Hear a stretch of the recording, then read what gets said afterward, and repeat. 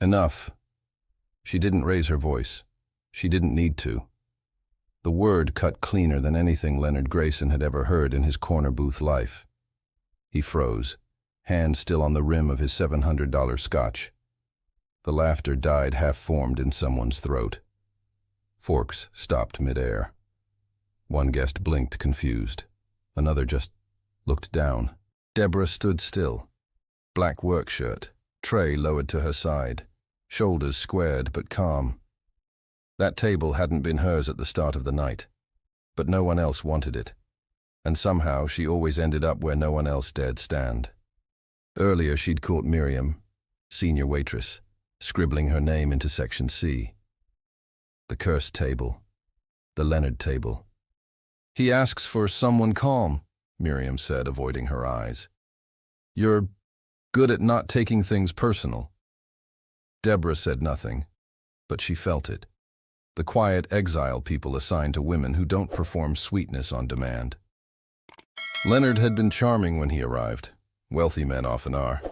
Laughing too loud, wearing the kind of blazer that says both casual and don't talk back. He scanned the room like a host instead of a guest.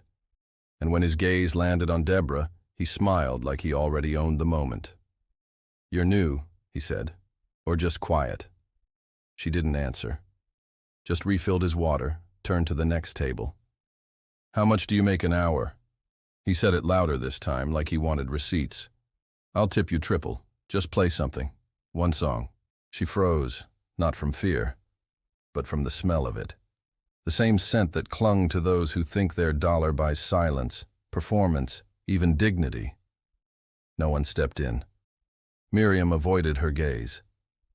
The manager? Gone. The bartender kept polishing a glass that had long been clean. Deborah took a breath. And then, for the second time, but really for the first, enough. Not just to Leonard, to the entire system that thought her silence was consent. And for the first time that night, no one was laughing. You're listening to Cobi Tells. We don't just tell, we nourish.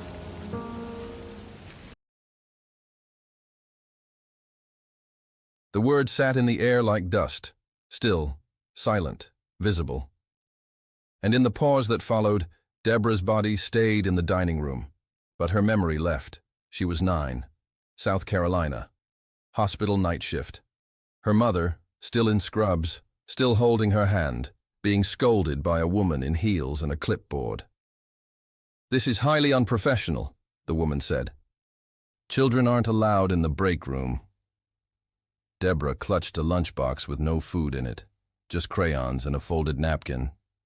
Her mother stood straight, didn't argue, didn't flinch. When the woman left, she kneeled down, looked Deborah in the eye, and said, "We've had enough, baby. We don't beg to be here. We show up. That's it." It wasn't said with anger. It wasn't even defiant. It was tired, but grounded. Like someone who had spent their whole life walking through rooms she wasn't invited into, and learned to make space anyway. The piano came a year later. A neighbor 3 doors down was moving. The movers wouldn't take it. They said it was too old, too warped, too off-key. Her mother asked if they could leave it by their front porch. She got a nod, and that was it. No one taught Deborah to play. She taught herself, 3 notes at a time, matching melodies from the radio, copying chords from hymns she heard at church, then discovering a whole drawer of second-hand sheet music at the county library. She learned how to read music on the floor, knees on the carpet, flashlight in hand, and every time she played, the house got quieter. The world got simpler. She never said out loud she wanted to be a pianist. Dreams like that don't travel far in a place where rent's due and cars don't start in winter. By 17, she had turned down 2 state auditions. One because they couldn't afford the gas. The other because her mom's wrist gave out during double shifts, and someone had to cook. When she moved to Raleigh, she didn't look for music. She looked for survival. But when she saw the ad for La Fontaine, she paused. Elegant service, live piano, modern French fusion, and in the corner of the photo, a black Steinway, gleaming under soft amber light. She showed up to the interview early. "Do people actually play it?" she asked. The manager laughed. "Nah, it's just decor, too loud for dinner. But hey, if you want to mess with it after hours, knock yourself out."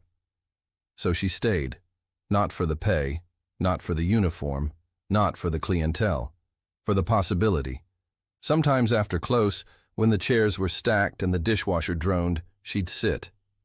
In silence, fingers on keys, breathing. She didn't play long, didn't want attention, didn't film it, didn't post it, didn't call it practicing. She just remembered. But even remembering had a cost. She remembered being 12, crouched behind a curtain in the ER, when a drunk patient called her mother a filthy migrant rat. Her mother didn't flinch, didn't even blink. But that night, when they walked home, she squeezed Deborah's hand hard and said, "Never give them what they want, baby. They want you to yell. They want a scene. Make them wonder instead." That was the rule, not just for survival, for staying employable. It's why Deborah smiled when she wanted to walk out, why she took the late shifts, why she kept her voice low even when being talked over.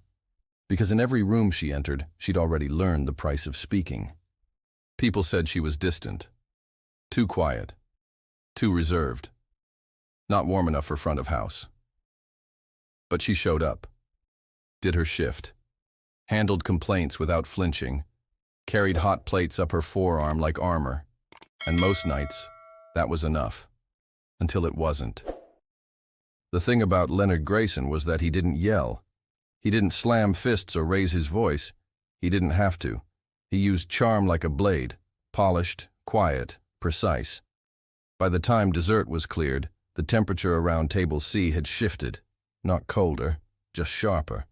Leonard leaned back, swirling his scotch. "So," he said, like they were mid-conversation, "are we getting that performance or not?" Deborah blinked. She hadn't answered the first time, or the second. Now it was the fourth. "I told you," she said evenly. "I'm not allowed to play during service." Leonard laughed, the kind that sounded expensive. "Allowed? You're a grown woman, not a piano hostage. Come on, one piece just to lighten the room."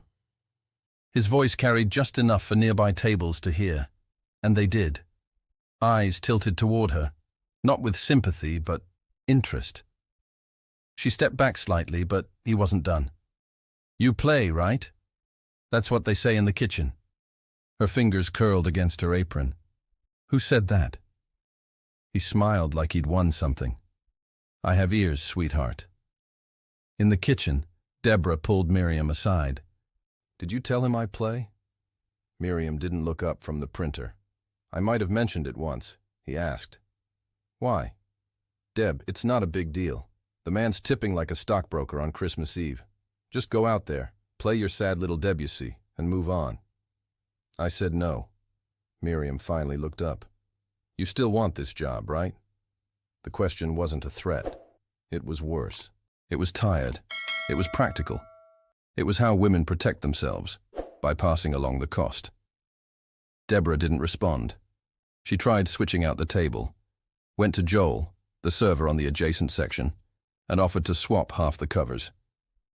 He looked at her like she was asking for a favor he didn't owe. "Why?" he said. "He tip you weird?" "He's making it personal." Joel gave a tired smile. "Everything's personal when you look like you don't need the money. Maybe try smiling more." She turned to the assistant manager, Mark, asked him if he could send someone else for table C. "Deb, you're the one he requested." "I didn't volunteer. And I didn't assign. He asked for someone calm. That's you." He didn't look up from the seating chart. "If you're too uncomfortable, you can take unpaid. But I can't reassign it now." There it was again, the language of soft dismissal. "We didn't force you. You can always leave." No one ever said the words out loud, but the message was clear. You don't have enough value to cost us anything. Back on the floor, Leonard was telling a story about flying first class next to a famous musician. The punchline: "You'd think with those fingers he could cut his own steak." His friends chuckled. A couple at a nearby table smiled, unsure if they were invited to laugh. Deborah approached with the checkbook for wine. "No rush," she said. No, come on." Leonard waved her off. "You've got the stage." She didn't move. "Okay," he continued. "Let's make it easy. $100. Just one song." "Sir." 200. "I'm not." 5. "Final offer. You can't tell me that's not worth it."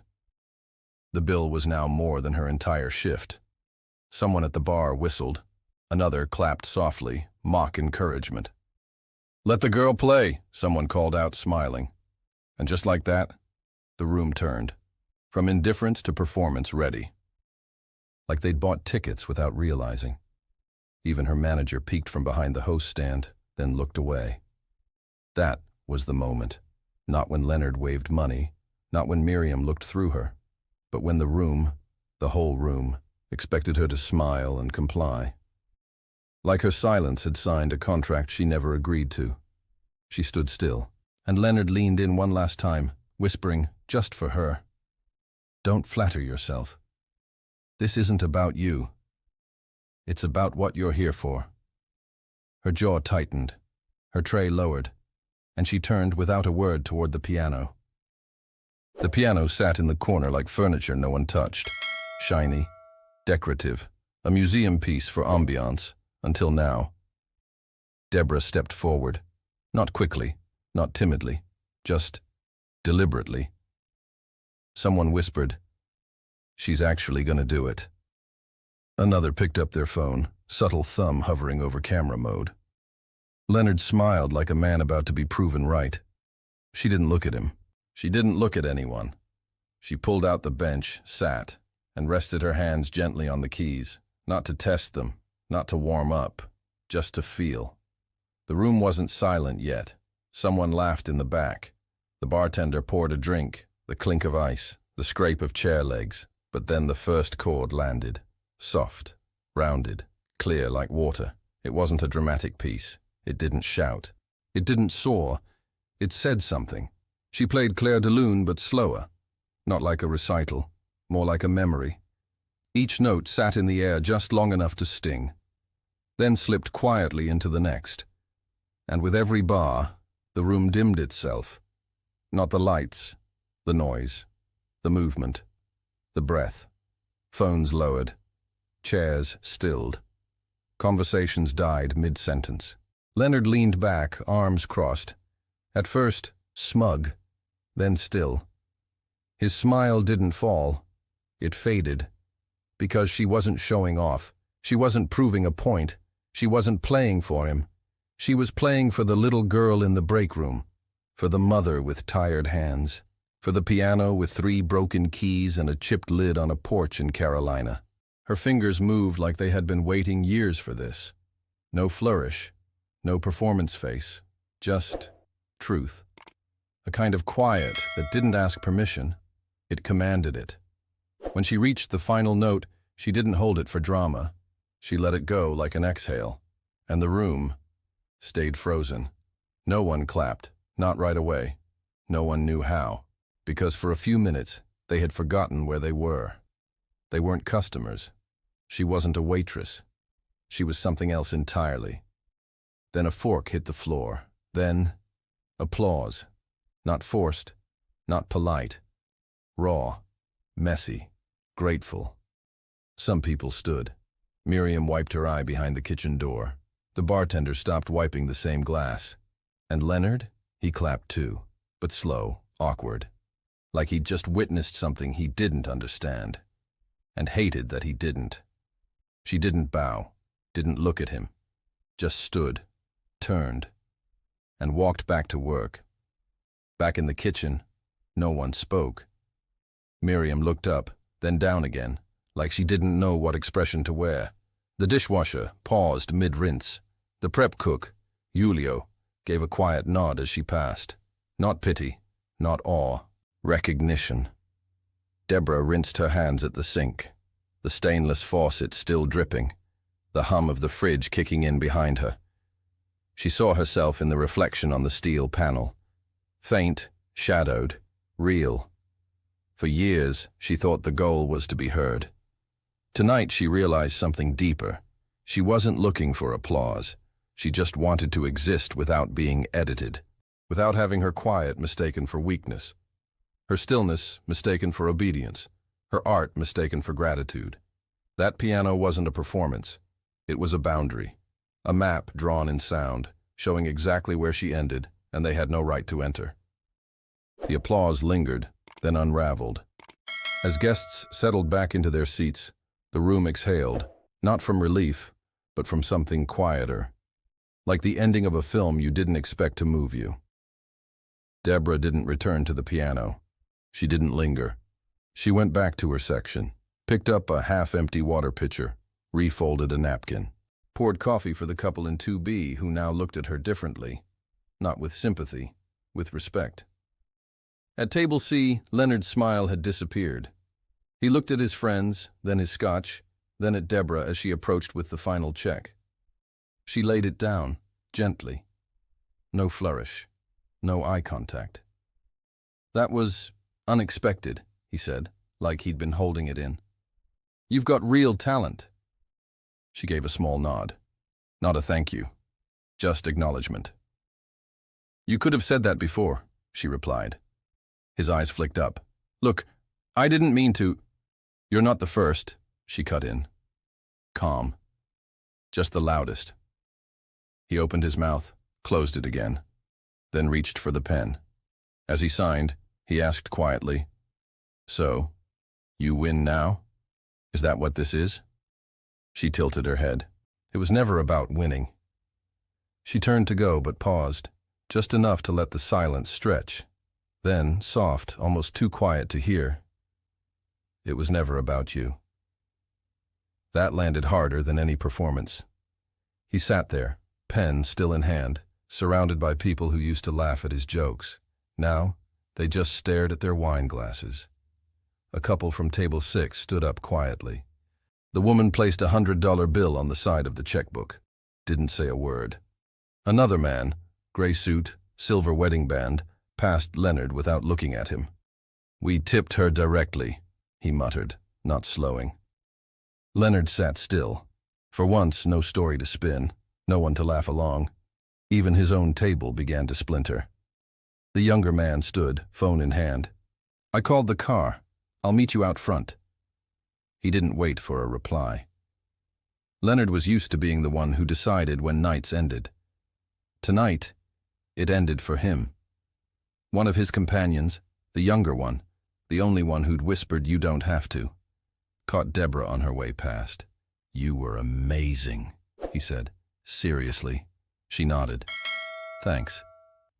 Nothing more, because that was enough. The night air was colder than expected. That kind of Raleigh chill that slips under your sleeves even in spring. Deborah walked home without music. No earbuds, no calls, no scrolling. Just the sound of her own footsteps. Steady, unhurried, full. The restaurant still echoed behind her. Clinks, murmurs, soft jazz bleeding out the walls. But none of it followed her. Not tonight. Her apartment was small, second-floor walk-up. No dryer, creaky heater, chipped tile by the fridge. But it had light. And in the corner beside the window with the loose blind sat the old upright piano.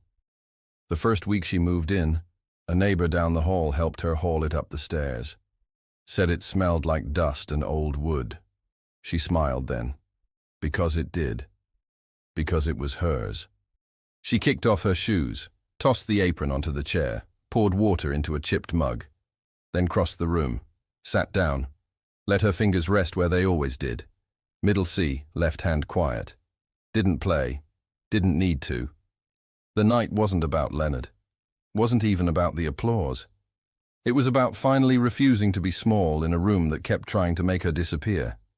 It was about letting one word, enough, be the line between survival and ownership. It was about saying no and meaning it, not just to him, to everything that came before. She looked down at the keys. Worn, dusty, a little off tune, still beautiful, still waiting. And for the first time in years, without pressure, without performance, without needing to be more, she thought, maybe I've always been enough. Then she closed the lid and turned off the light. Have you ever smiled through something that didn't feel right? Because rent was due, because no one else spoke up, because they called it professionalism. Have you ever been handed silence like a uniform, told to wear it with grace or lose your place? Not every fight is loud. Some victories look like a woman walking home alone, not needing to explain why she didn't say yes. If you've ever been in that room, quiet, public, unfair, drop a comment, I've been there. Or just say, enough. We'll keep telling stories for those who've held their ground without raising their voice. You don't need a stage to be seen. You just need one moment that's finally yours. Maybe you've been there too. In a room where someone laughed a little too loud, said something that wasn't a joke, and no one looked at you like it mattered. Maybe you said nothing. Or maybe you finally said one word. If you've ever held yourself still, just to stay employed, just to stay seen, drop a comment, I've been there. Or just, enough. We don't need to shout to be heard. We just need one moment where the room has to listen. If this story stayed with you, there's more like it. We'll keep writing them, for the people who've stood still long enough.